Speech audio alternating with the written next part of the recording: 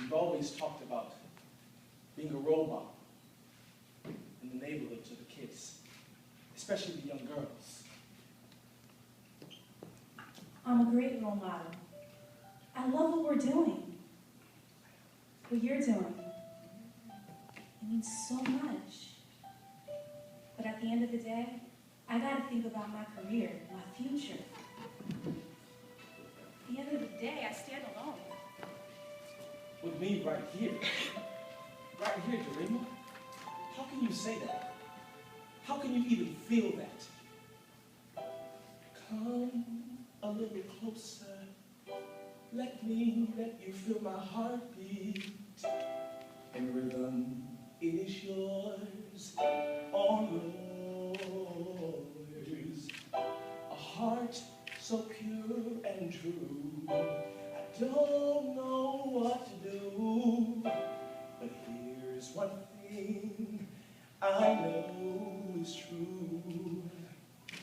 I love you.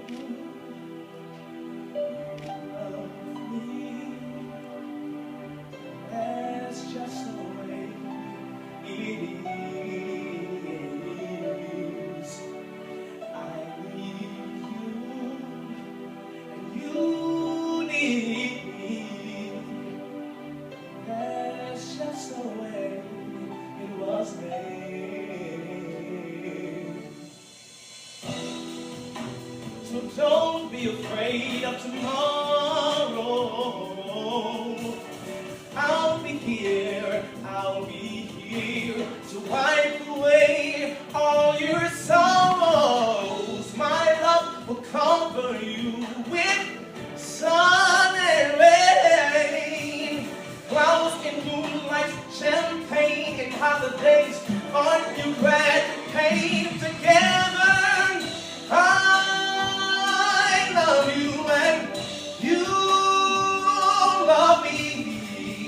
That's just the way it is, baby. And I need you, and you need me.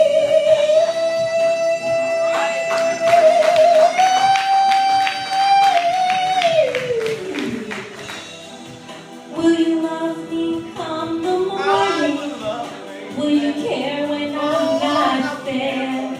Are you the one called forever? Are you the one my life I'll share? Rescue me, save me, love me, need me. It's too much, too much, too much, too much, too much, too much. Can't you tell? I'm scared. Yeah.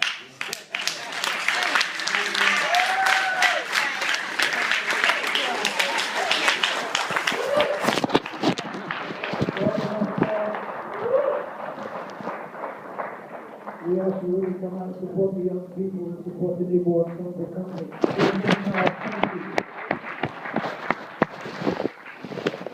This is our first opportunity to introduce to you Rodrick Stevens, Executive Director of the Riverside Theater.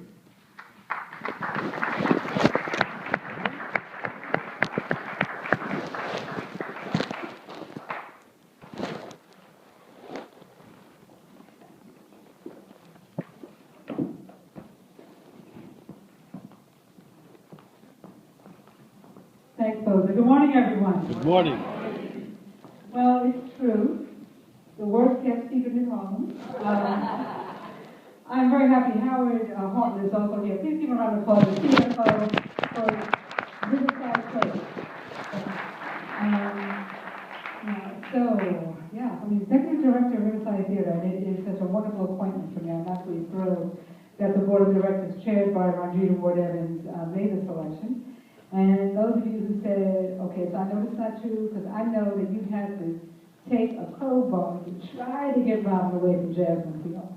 Well, the reality is, thanks to Howard and to the Board of Directors of Riverside Theater, I am able to still be involved with both organizations. And the shorthand version of it is that they were looking for an executive director. They were also looking for someone who could bring jazz programming here to Riverside Theater. And someone suggested calling Jazzmobile, so that's part of the conversation. And at the same time, those of you who know Jazzmobile, you know about 7th building on 147th Street, but we stayed as a resident. And as things happen, our lease expired, so we were looking for a new home. So, as it turned out, the decision was made that Jazzmobile would come here to Riverside Theater to start a residency program. So again, we want to thank Riverside Theater for that.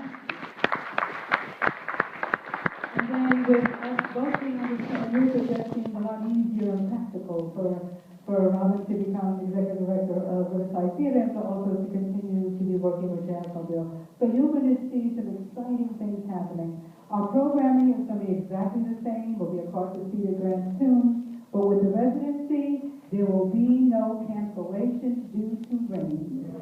Yes, that's a little disappointed, but that's okay.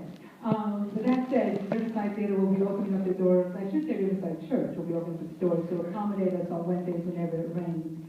And then, because you're now going to be here, we're going to be able to, in partnership with Riverside Theater, to continue our programming on Wednesdays after Labor Day. So, Grand Tune is going to come across the street into Riverside. You can hear more about that, and then more wonderful jazz programming is going to be going on. So, we're very, very excited about the opportunity. And on a personal note, those of you who know me know that when I grow up, I'm going to be a Broadway producer. So now I'm going to get a chance to try to get some of that done here in partnership with the wonderful Harlem Arts Alliance and Boza Rivers and Linda Walton. You know the mountain for Linda Walton.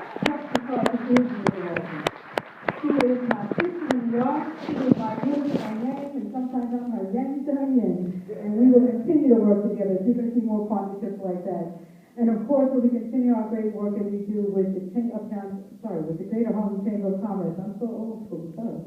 And we're looking to continue work with Boyd Williams and with the Harlem League. So there's a wonderful opportunity with our team here. Now, with all that said, let me tell you about the first program that we're doing here at Riverside Theater that I'm happy to put my stamp on along with the team here at Riverside Theater. Those of you know we've been doing the Women of Excellence in the Arts, and this is the 4th annual. In the past, we celebrated phenomenal African American Women of the Arts. And this year, we're only going to do one, and that's going to be Miss Dr. Sissy Houston. She will be here and she'll be promoting her book, Remembering Whitney, and with the price of your ticket, you will also get a copy of the book. Yeah, so you definitely want to be here. Those of you said, I already bought my book, so why?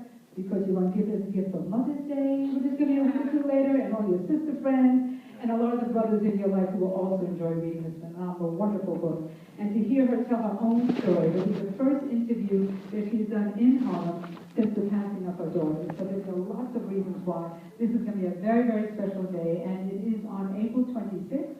The tickets are $45, and again, it includes a reception. It includes Dr. Sissy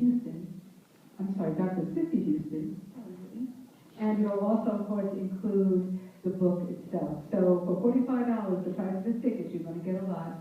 And as I talk about our tickets, something new is happening here at Riverside Theater. Our box office, we can now sell our tickets online, and we have reserved seating. It used to be always general seating. You can now get a reserved seat.